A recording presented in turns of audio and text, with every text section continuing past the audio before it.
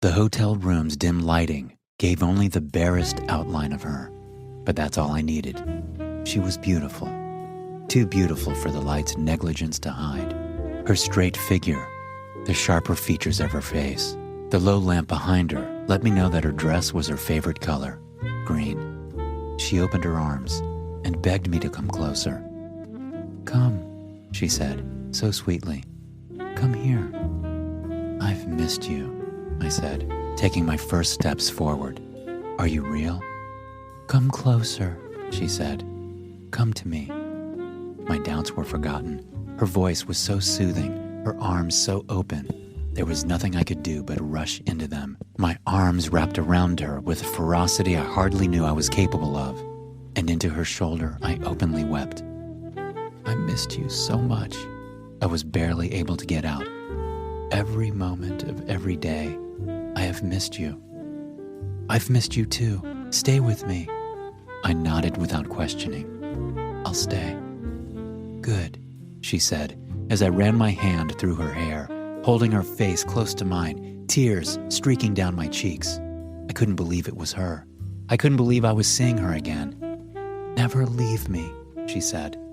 I shook my head. Why would she need to say that? It was unthinkable. Of course I'd never leave. Never would I ever leave again. And then my skin began to tingle. And then my skin began to hurt, like a million pin-sized worms had suddenly eaten their way through the surface of my stomach, my cheek, my hands, anywhere that I touched her.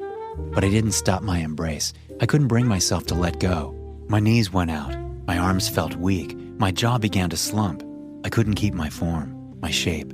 It was like my bones had left me. I didn't have the strength anymore to move my muscles. Everything hurt. But by the time I had the mind to scream, I couldn't. My teeth began to fall out of my mouth. My eyes melted out of their sockets. The molten remains of my flesh were becoming a pool on the floor when... "Caesar?" I was startled awake. I was at my desk, drool pooling in the crook of my elbow, which I had fallen asleep in. I wiped saliva from my mouth and tried to look like I hadn't just embarrassed myself in front of a colleague. She just shook her head. "You've been doing that recently." "Yeah." I tried to pull something more articulate out of my head, but I ended up just saying, "Sorry." "Well, I was just meaning to give you this." She placed down a folder on my desk. I flipped open the front and saw it was a survey of some kind. "The rounds are being made for the mental health survey. It's time for the SCP-031 team to take their turn." "Right." I took the folder and put it in one of my drawers. "Promise me you'll get to it? It seems like you're one of the people who need it most." "I'm fine," I responded. "You're not," she stated. I furrowed my brow. She just smiled sadly at me. "You're not doing so hot. It doesn't take an expert to see that. I've offered that you talk to me, but you never have. Please, take the survey. It's not optional." She took off into the mess of cubicles. As my ears dug their way up from my dreariness, I recognized the tapping of keyboards. I reoriented myself, looking down at what I had fallen asleep on. Right, data entry for SCP-031, the entire reason for my being here. I leaned my head against my hand and looked up at the vents. If SCP-031 affected the air, they would have to be airtight, but it didn't. Still, I thought I could hear it breathing. I shook my head and put my face back down, to my computer, to work, but I couldn't focus on it. When I opened my desktop, all I could do was look at the clock in the lower right corner. Only a few hours now. Mere hours until the gap in the guards, until a room would be left open, a room where I could be alone, with her. Hours passed without event, my responsibilities merely visiting my conscience before I dismissed them. When it was time, I stood up. I didn't have anything to announce, but if anyone asked, I was going to the bathroom. I walked down the hallway and entered the elevator. It was only a few floors, just a moment or two. The doors opened, and I walked briskly into the hallways. It was just a hotel. Patterned carpet, perfect temperature, regular lighting fixtures, circular design so that you couldn't get lost. You wouldn't be able to tell something was wrong with it on a first inspection. We really were at the frontier of human knowledge here, slyly hidden as the normal key readers on all the other doors. These ones only responded to Foundation personnel. My hand shook as I reached for my key card, and sweat nearly made the thing slip from my hand when I went to slide it. The thing beeped. The tiny light turned from red to green. The door opened. I walked in. It was a suite. I could have met her in any of the rooms, but I wanted this one. It was spacious, the bed was beautiful, and the lighting was dim. It was romantic. She would love it. I closed the door behind me, and I knew I had to move fast. The guards may be gone, but the cameras weren't off. It was only a matter of time until someone spotted me. I saw the air vent and pulled a chair under it. I stood on the chair and dug through a coat pocket to find a screwdriver. I used the screwdriver to take the vent cover off. Air blew over me, and I imagined I could smell her perfume in it. That was fake. I shook the thought out of my head. Stay real, I thought to myself. Stay here.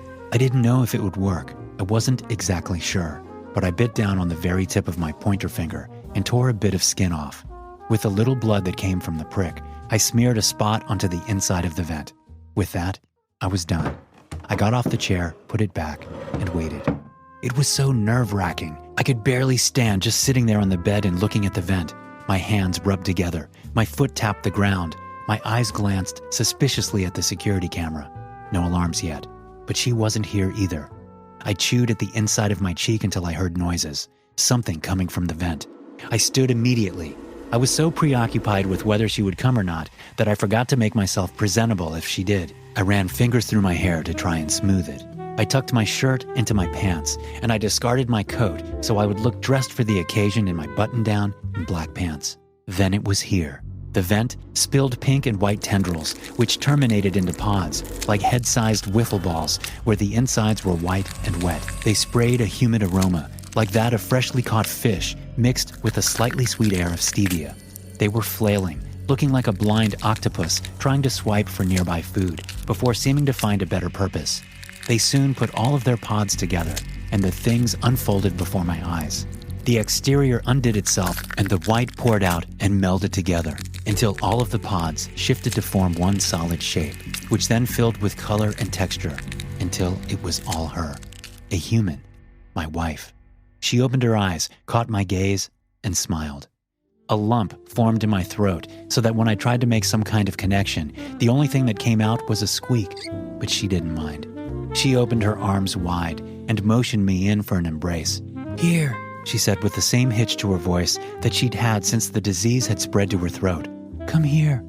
"I've missed you. Fuck, I've missed you so much." She nodded. "I know." What was I doing? I ran towards her, forgetting at once all the pomp and circumstance, all my plans of a quiet evening of reconnection. I tossed myself into her arms and clung to her for dear life. "I thought I'd never see you again," I cried into her shoulder. "I'm here," she said. "You're here," I repeated, like I still had to convince myself it was true. I pulled back from her just enough to look into her face, and she gave me a smile like she was sad to see me again. I was puzzled. "What's wrong?" She shook her head. "There's nothing wrong." My adrenaline didn't let me hang on to the thought. The only thing I could hold on to was the idea I needed to kiss her. So I did. I pulled her into a kiss, and I tried my damnedest to pour every ounce of passion I had into it. And as I was kissing her, my skin began to tingle, and then my skin began to hurt, like a million pin-sized worms had suddenly eaten their way through my hands and lips. I could feel the maggots push their way through her mouth and into mine, beginning to eat at my tongue and my gums and the roof of my mouth. But I didn't stop pressing my lips to hers. There wasn't a single impulse in my body to let go of her. My knees went out, but she held me up. My arms fell to my sides, but she kept hugging me. My jaw began to slump, but when I fell to the floor, our mouths were still connected by a long coil of pencil-thin tendrils. I realized too late I was losing shape. My skin started to detach from my muscles. My muscles started to detach from my bones. My bones became porous and bled marrow. By the time I had the thought to scream, I couldn't. I was gone. "Caesar?" I raised my head from my desk with such speed that I heard it crack. "Jesus," she stated simply. "Sorry, bad dream." She just gave me a look, a sad, disappointed look. "Caesar, what are you doing here?" I furrowed my brow. "What do you mean?" "Why don't you leave? Take the day off. Hell, take several days off. You have paid time off saved up. Why don't you take it?" I couldn't figure out how to respond. My senses were slowly coming back to me, and as they faded in, I began to take in the rest of my sights and sounds. The cubicles, the typing on keyboards, the low conversation somewhere, but it was lesser than usual. There should be more people working at this time. I shook my head lightly. No, I was just tired. My work is important. It's the only thing that... I trailed off, realizing I'd cornered myself. She took a deep, loud breath. That distracts you? I hung my head and avoided eye contact. There's a lot more to life than the past, Caesar. She slapped a folder down on my desk. This is the mental health survey for people working on SCP-031. It's required. And as soon as you're done filling it out, I want to see you go home, okay? I looked up and nodded. I'll be gone sooner than that. We shared an uncomfortable stare. Don't, is all she said. Then she walked away, off into the cubicles. I took a couple shaky moments to myself. What did she know? She wasn't stopping me. No one was stopping me. I stood up only to check the cubicles around me and saw my first observation confirmed. There were surprisingly few people, maybe 10 others around that I could see, and one was on their way out the door. I checked the clock on the wall across from me, but for some reason, I knew it didn't matter. People were leaving. There weren't going to be guards, so there was no point in waiting around either. I walked past the emptying cubicles, through the hallway, and into the elevator. It was only a few floors, just a moment or two. I was already moving before the doors opened, my feet stepping into the hall before the elevator could fully settle onto the floor. I briskly made my way to my right, feet passing over the patterned carpet, the only noises being my breath and my footsteps and the low electric hum of the lights overhead. No one was here, as I expected. I pulled out my key card and swiped it against my chosen door. A suite, romance, low light, perfection. The door beeped and the light turned green. I pushed it open and stumbled into the room. My eyes searched. Vent, right. I put a chair underneath it, stood on the chair, and fished a screwdriver I'd snuck into work out of my pocket. It was only moments until the vent cover was removed, and as soon as its heavy metal plating clanged against the floor, I felt the air turn from its cool conditioning to a hot, organic pulse. Breath. I stepped down from the chair and was about to remove it before an outpour of tendrils made me take some steps backwards, abandoning my effort. The pods on their ends wasted no time, unfolding and meshing together, weaving into the form of my dearly beloved. Once she was formed, her eyes stayed closed. "Teresa?" I asked, taking a nervous step forward. Her eyes fluttered open. She saw me and smiled. "Caesar." She opened her arms. "Come here." I walked forward and reached a hand towards her. She let me take it. "I've missed you," I said. "I've missed you too." She pulled me into a hug, and I allowed her to take me. We stood in silence for some time, only breathing together. "Why did you leave me?" I asked. "I didn't mean to," she responded. "I know. It's just," I fought back tears. "It hurts so much. I don't know what life is supposed to be without you. I'm so glad you're back." I pulled away and looked into her eyes. Are you glad to be back?" She avoided my gaze. "Teresa?" I asked, and stroked her cheek. "I'm happy to be with you," she said, and turned towards me, giving me a sad smile. "What's wrong?" But instead of responding to me, she just pulled me back into a tight embrace. "Nothing's wrong," she whispered into my ear, but she didn't sound like she believed it. "Nothing's wrong." I felt a horrid and sudden pain as my body split at the abdomen, my hips and legs slumping to the floor, while Teresa held up my torso, the only connecting tissue being my unfolding intestines, the blood, and muscles. "Caesar!" I woke up, but no one was there. The world was dark, the only light a faint glow from my computer screen. As soon as my eyes adjusted, I saw that it was open to a Word document. Typed onto it was one word, in 12-point font Arial, all lowercase. Leave.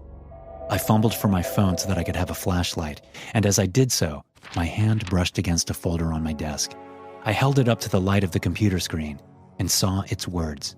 SCP-031, Team Mental Health Survey. I threw it onto the ground with an anger I didn't know I had. My breathing labored. I grabbed the phone out of my pocket, turned the flashlight on, and stood up. I was at work, the big room, the cubicles. I was at my office desk. Right, of course. I was exhausted, and I had gone to work, and I had fallen asleep. I nearly checked the clock, but I didn't feel I had to. There was only one place to go. I walked past the empty desks. I walked through the hallway and towards the elevator, but when I pressed the button, nothing happened. Nothing lit up. I took the stairs. I nearly tripped and fell several times, but I kept my balance. I felt so shaky today. I had no idea why, but it was only a few floors, only a moment or two. Then I was where I wanted to be. I walked down the hallway, flashlight in hand, and my breath sounded so loud.